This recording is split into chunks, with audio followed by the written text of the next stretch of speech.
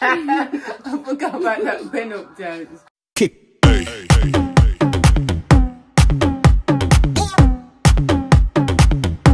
Welcome to I Am Transmission.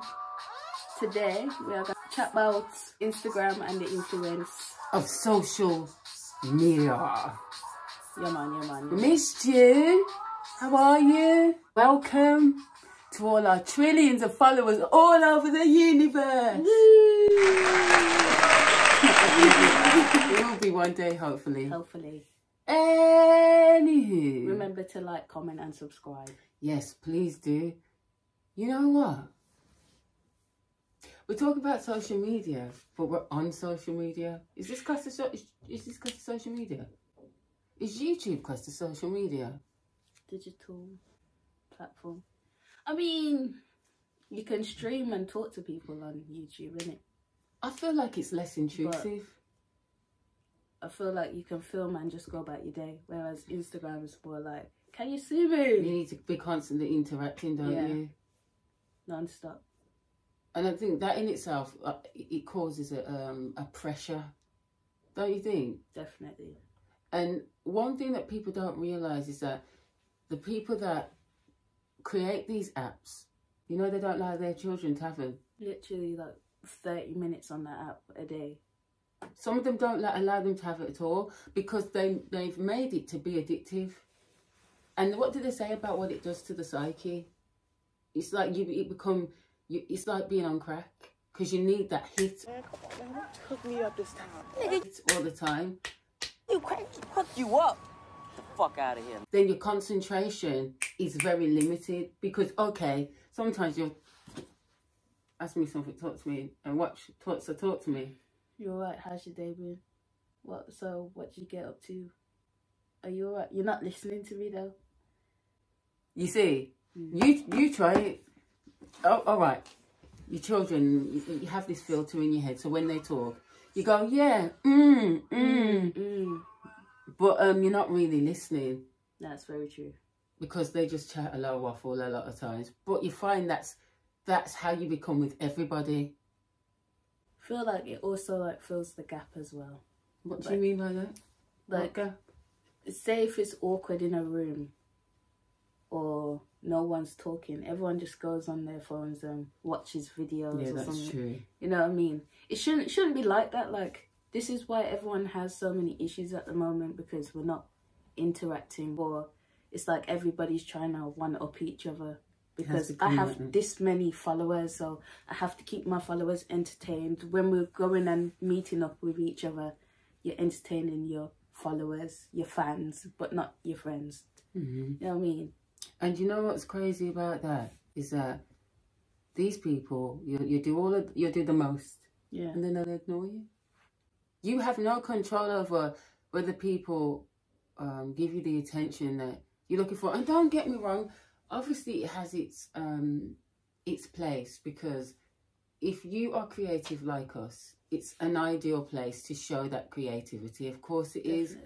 But you can burn out yourself, you know, trying to be creative, and then you don't get the response that you feel like you should have got. And sometimes, and then what that does to you is then you decide. It knocks down your confidence. It can do. If you're built like that way, if you're just inclined to just beat yourself down when you don't get admiration, because that's the whole design of the app, to get as many likes as possible, or get as many followers as you can. But also, if there wasn't this, once again, intermittent rewarding, then you wouldn't come back. It's true. It's the whole aim to suck people in. Right.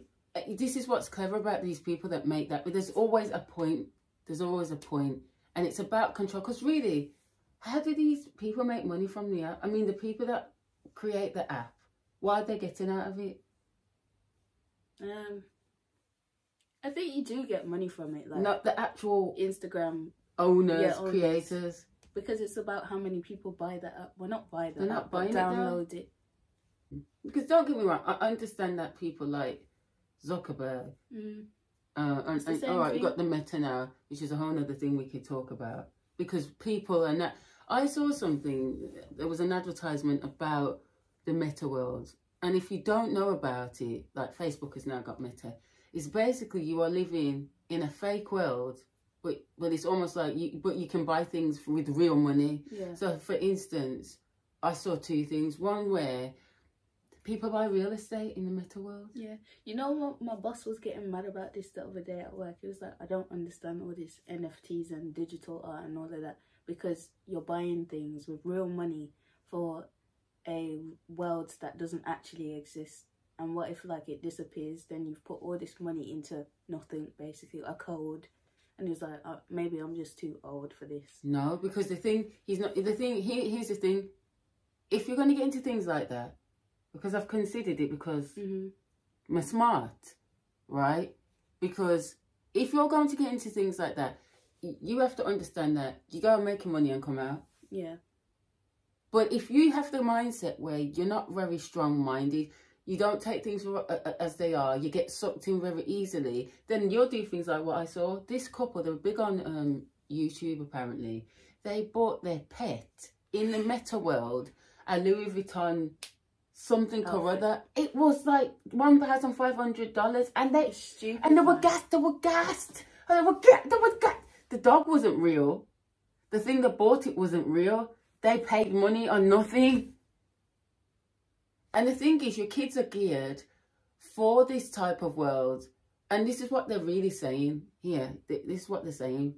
So whilst you're distracted, because everything so far has been about distraction. Yeah. And yeah, I know I'm going to say it. Now, at the beginning or in the middle of when all of this pandemic happened, I don't know if people noticed, but there was a period where they were finding all these children. Yeah. Do you remember? Taking all the youths and... They were finding kids that had been lost for years, and a reporter found them at a hotel. You know, found some at a hotel. And they were saying that us being kept inside wasn't just about the bug. It was also about officials, people of importance, carting these children to and fro, you know. But you know what, the even human trafficking, like women and stuff, is really gone up in percentage over the past 2 years or so. Yeah, because everyone's locked inside. Yeah. So no, there was no, think about it, at the border, who's there? It's actually There's no people around to say, oh, something's fishy. They already apparently put them in, no, we're making homes out of them now.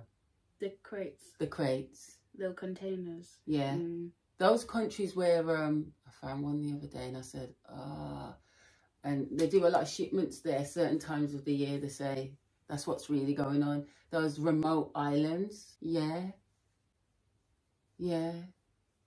And so anyway, so same with the Meta word, they're distracting you so that by the time you've bought up all this real estate, which isn't real, in the Meta world, to say, this is my house, you can buy furniture and make it look so. And obviously, because you can put yourself in there. Like TikTok, if you think about it, the green screen, put yourself, it looks like you're there, it's all fun and joke. But that's what the Meta world is, and you can see yourself walking around in this home. So your house might be brought down in a real life, but you've spent the money on these things, and somewhere in your head, because people, the mind is a weird thing, you know, and if you're not strong-minded, you get taken up in this thing. People are apparently already taken up, you know. And then by the time you go outside, like in Wale, you go, oh my God, I found a tree. Mummy, what's a tree? Because apparently they're buying up all the land, or there's land to be bought.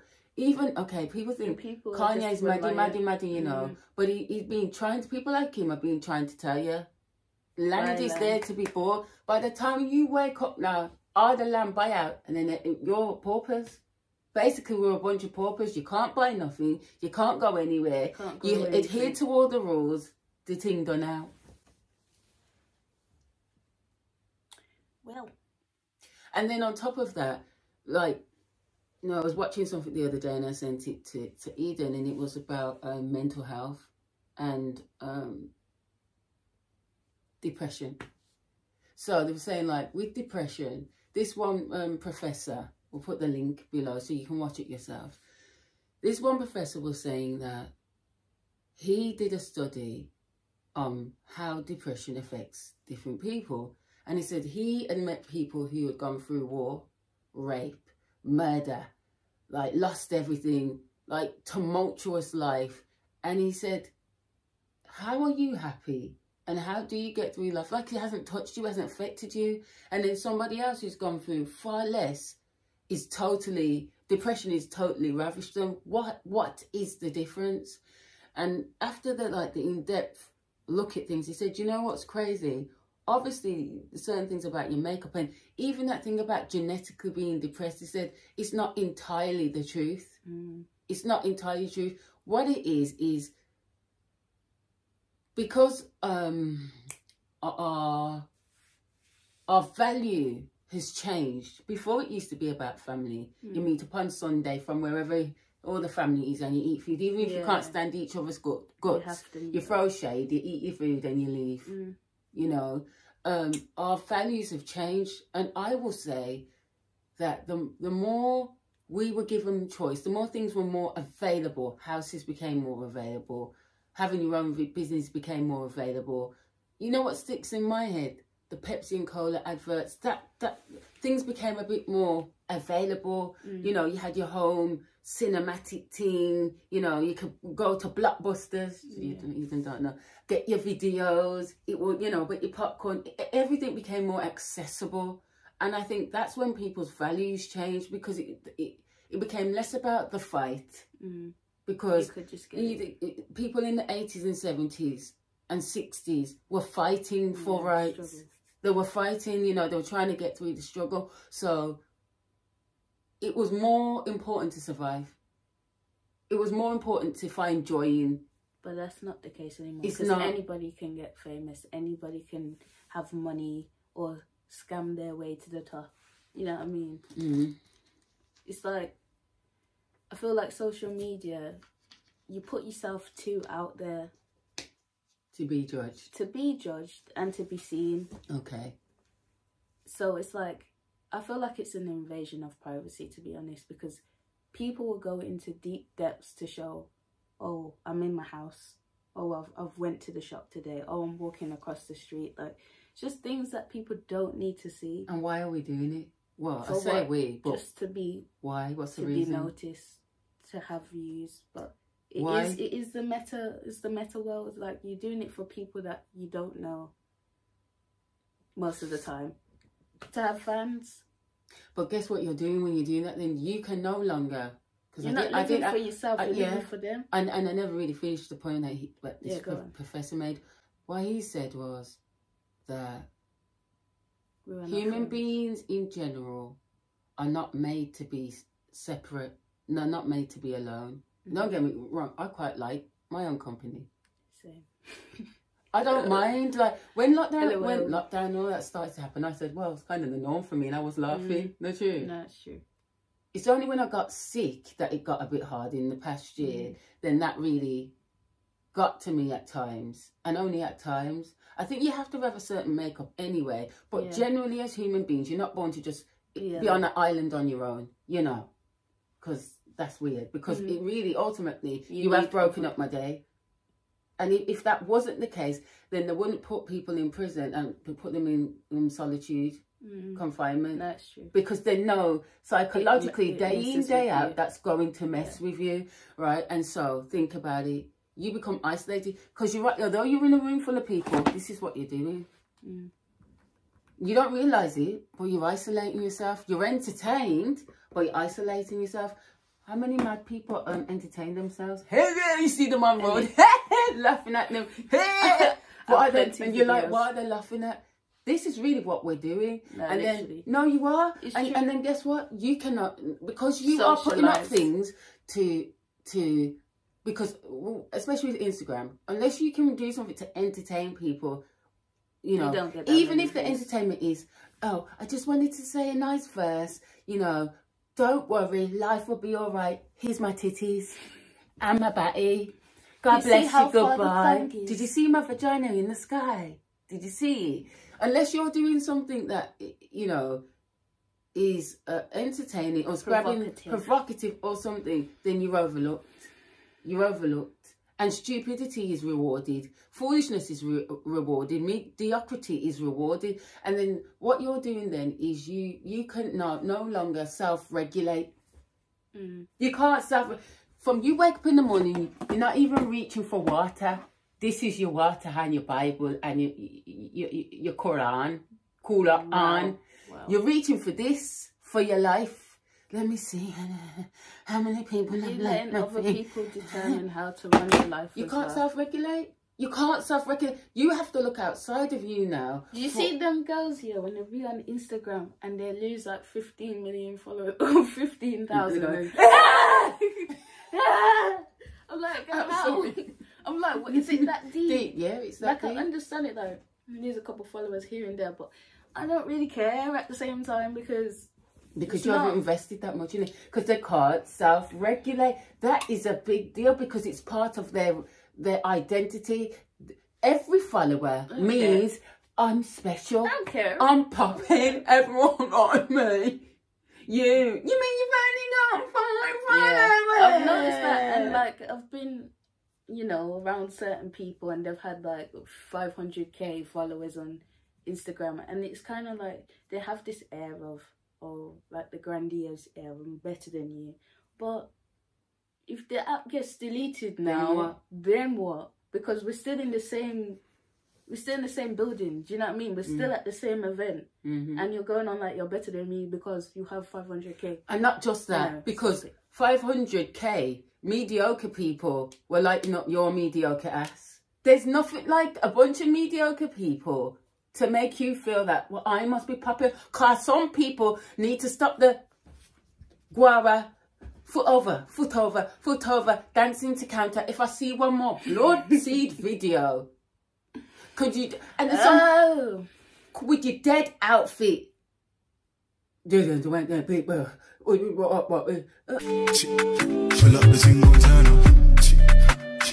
is the song that they're using? And the people are doing all the clothing changing. I was here, this is my year. And then you're walking in your dead outfit and 25,000 people have said, ooh, queen, amazing. You look like you bought it from Mark 1. Nah, listen. I'm all for like self-care, self-love, and all of that. But certain things can't go on like, do you think? I'm like, listen. Do you think, innit? Do you think? But sometimes I just feel like people lie. People lie though. I feel like people lie to their friends. Like sometimes it don't look good. Like, that's like, you know, when people go on X Factor and they say, oh, our family says that I can sing. I've got the X Factor, I know I can win, and I've just got it, basically. Really? Yeah. That's what Instagram is. And then people be getting, I might be sounding like I'm salty. I'm not, I'm really not, you know, because I know who I am. I'm amazing. But does everybody, you know, that warped sense of self? Okay, what do you call this? Body dysmorphia? Yeah. I feel like people have dysmorphia of the mind and they think that there's something that they're actually really not. There can be miracles. You're not Michael Jackson. You're not Prince. You're not Whitney Houston. You're really not. And a bag of people are gassing you up and therefore you're going to believe it. I felt your confidence was slightly deluded. You're not very good. Now, you know what? No, some people really think they've got the sauce because millions of people told them they've got the sauce. And I'm telling you, you don't have the sauce. Please bring back, but listen to me. Yeah. Not a good singer? I'm not a good singer. That is why I've been a singer since I was 6 years old, and everyone I've ever met, people who don't even like me, have come up to me and told me I've got an amazing voice.